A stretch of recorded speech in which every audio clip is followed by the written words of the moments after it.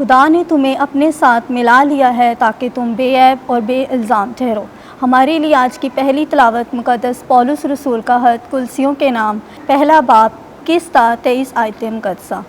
اے بھائیوں، تم کو جو پہلے خارج اور برے کاموں کے سبب سے دل سے دشمن تھے، خدا نے اب مسیح کے بدن میں موت کے وسیلے سے تمہیں اپنے ساتھ ملا لیا ہے تاکہ وہ تم کو مقدس اور بے عیب اور بے الزام ٹھہرا کر اپنے حضور حاضر کرے، بشرطے تمہاری بنیاد ایمان پر قائم اور پختہ ہو، اور اس انجیل کی امید سے نہ ملو جسے تم نے سنا ہے اور جس کی منادی آسمان کے نیچے کی ہر مخلوق کے لیے کی جاتی ہے، اور میں پولس اسی کا خادم ہوا ہوں۔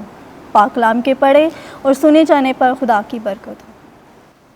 زبور 54 جماعتی جواب۔ خداوند میرا مددگار ہے، اے خدا اپنے نام کے وسیلہ سے مجھے بچا اور اپنی قوت سے میرا انصاف کر۔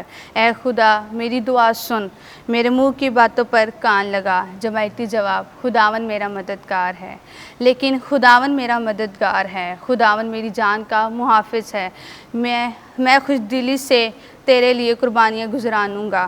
اے خداوند میں تیرے نام کی خوبی کی تعریف کروں گا۔ جماعتی جواب۔ خداوند میرا مددگار ہے۔ خداوند آپ کے ساتھ ہو۔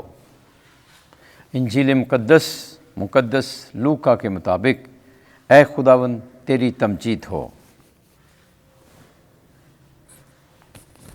چھٹا باب پہلی آیت سے 5ویں آیت تک۔ تم کیوں وہ کام کرتے ہو جو سبت کو کرنا روا نہیں؟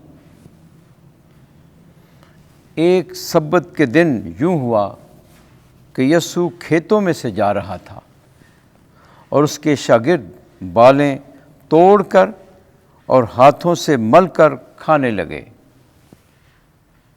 تب فریسیوں میں سے بعض ان سے کہنے لگے کہ تم کیوں وہ کام کرتے ہو جو سبت کو کرنا روا نہیں؟